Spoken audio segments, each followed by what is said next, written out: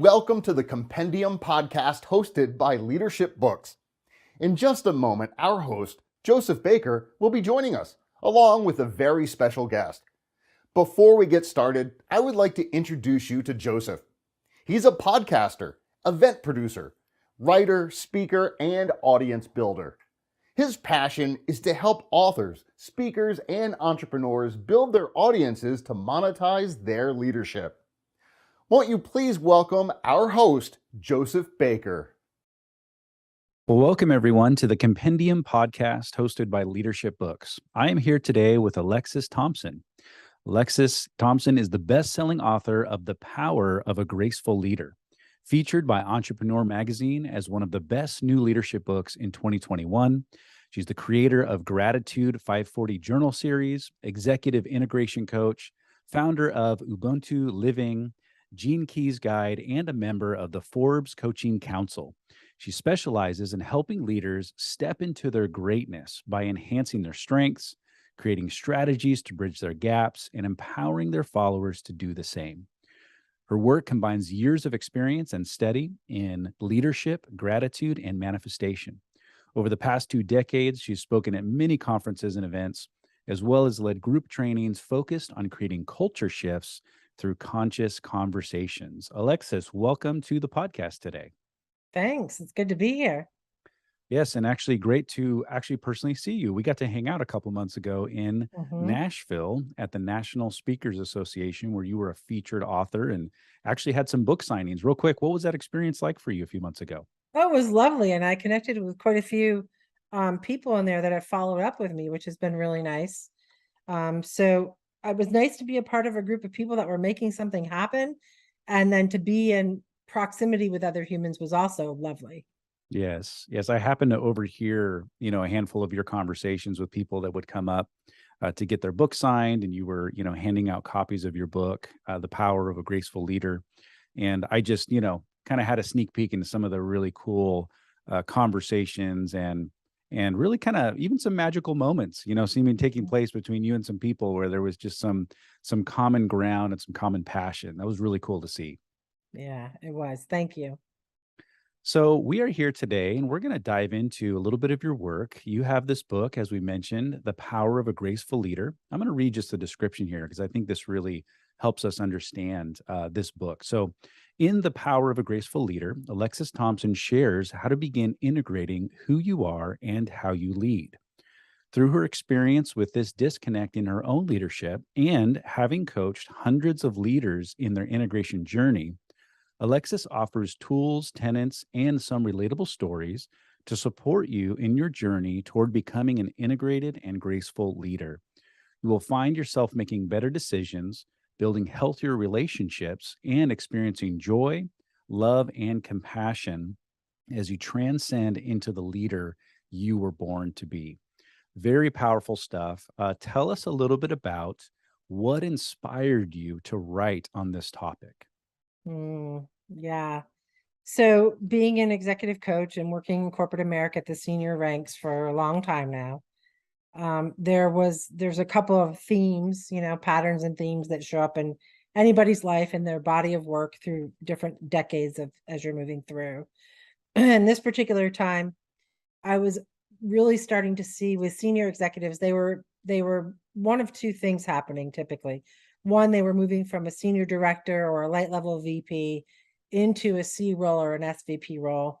And what got them into the role before this one was no longer what was going to serve them moving into the next role. So they were being asked to be more interpersonally connected to self and how to self-regulate, emotional EQ, and then how to influence without formal authority. So those were gaps that they were trying to navigate. And often along the way, either in that scenario, along with that scenario, or independently, was this deep internal conversation that people were beginning to have with themselves because of where they were in their career, right? Either the last big role or coming into the last big role of their career. They were then pausing long enough to look around and go, now what?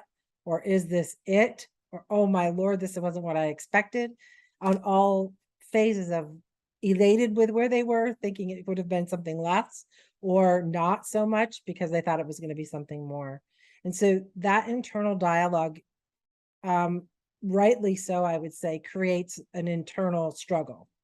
And I love being in that conversation with people where they're really up-leveling their own intuition and their own discerning skills to align who they are to what they're doing. That's really good. I'm curious, what has been the feedback that you've received? Maybe just share maybe one or two examples. What have people been saying about how this book has really helped them along their journey? Yeah, so we're running a class with this, all of this work sitting inside a 6-month course, and we're halfway through. So we were just barely at a checkpoint just last week. So some of the feedback, just from that activity and or reading the book, has been, in the beginning of this, I really didn't see the relevance. It seemed a little foo-foo-y, to me. How are we going to get results with talking about being nice to ourselves and being nice to others? Mm-hmm. And then 3 months in, okay, that's how it starts. And then they get to the 3rd month and you start hearing, oh, yeah. Oh, that's why that happens. Oh, I can actually learn to have that conversation and remove this barrier to entry for myself or someone else. And it all comes from beginning to understand how they're wired, what their filters are, and then onloading, meaning to take those things forward and up level them, or decide that those things no longer serve them and offload them. And I don't think most people, at least in my experience and in my own life for sure, we don't give ourselves the time or the grace to have those conversations to create that awareness that all of this, every bit of it's choice. And it's just a matter of showing up for it and choosing it intentionally versus the choice of choosing through not choosing. That's Yeah. really good. Yeah. Tell us maybe an aha moment that you had when you were writing this book. What's something that might have even surprised you as you were writing? If you've ever had one of those moments where you're creating something and you didn't even know it was inside of you, right? And you were just kind of Yeah. creating it in that beautiful moment. What's an example of something like that when you were writing this book?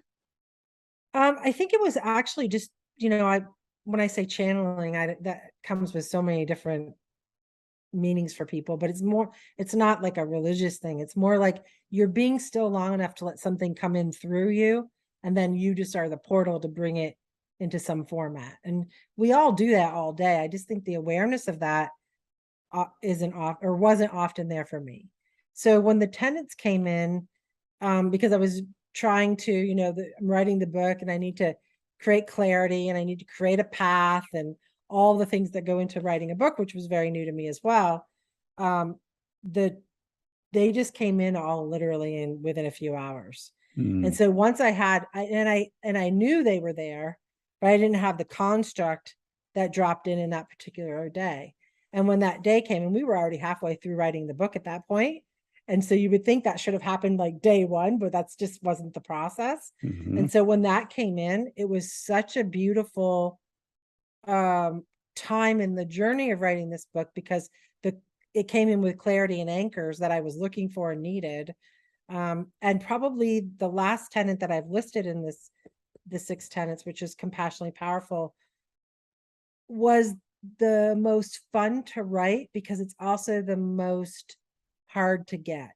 And it's the suspension of duality when we're dealing with leadership competencies and situations, and moving out of black and white thinking. Yeah.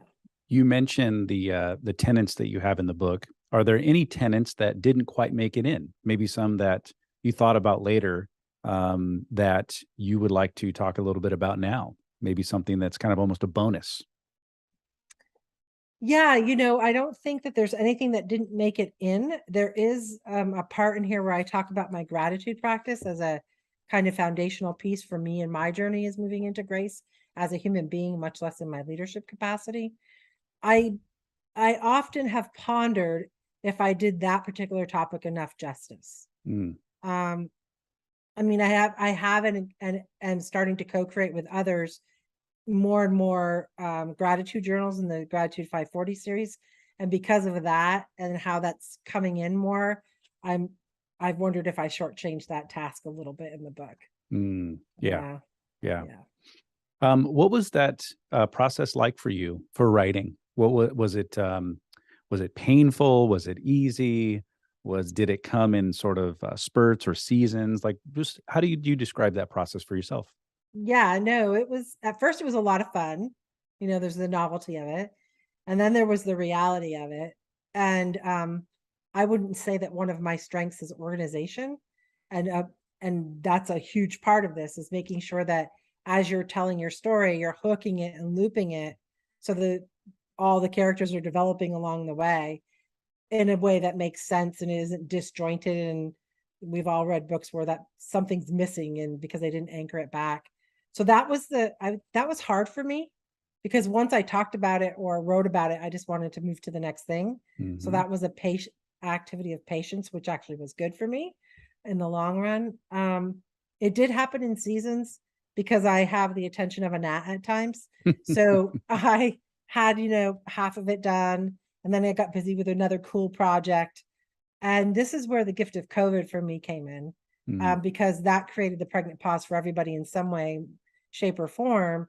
And so this is when that project got picked back up, finished, and then deployed. Yes. Yeah. No, that makes sense. That makes sense. So you have this book. It's being very well received. We mentioned, or you mentioned before we even started recording, that there are organizations that are picking this up. They're using it in their training for their leaders and their programs. So beyond the response of the book, what has that led to for you? What kind of services do you provide? How do you help people beyond the book is really the basic question. Yeah. Thanks for asking. So, I'm an executive coach. I take 11 people through a full year program, which also includes time in person here up in Vermont, where we're, developing property. And I really enjoy cohort and group work inside organizations where right now we'll be running our second one soon, where we have the PGL curriculum sitting inside.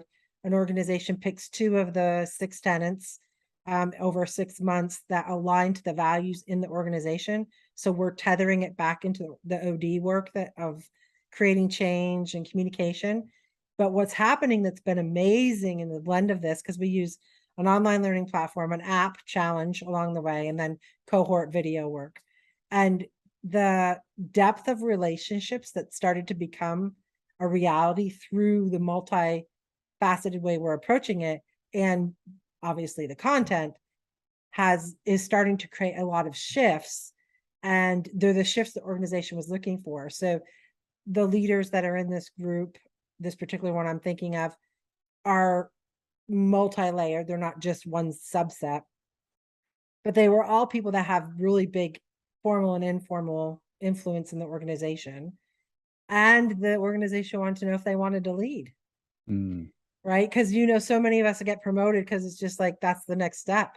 And you say yes, you're the best senior accountant, and then you have to be a manager or supervisor because what else is there to do? Sure. And this organization's testing that a little bit and saying, we know people management's one of the most crucial things, and we want people to know that they don't have to accept that because it's the next rung. So we're going to test this in this incubator. And a couple of people, I think, are wrestling with the idea of, oh, this is a lot, and I don't really know if that's really what's in it for me.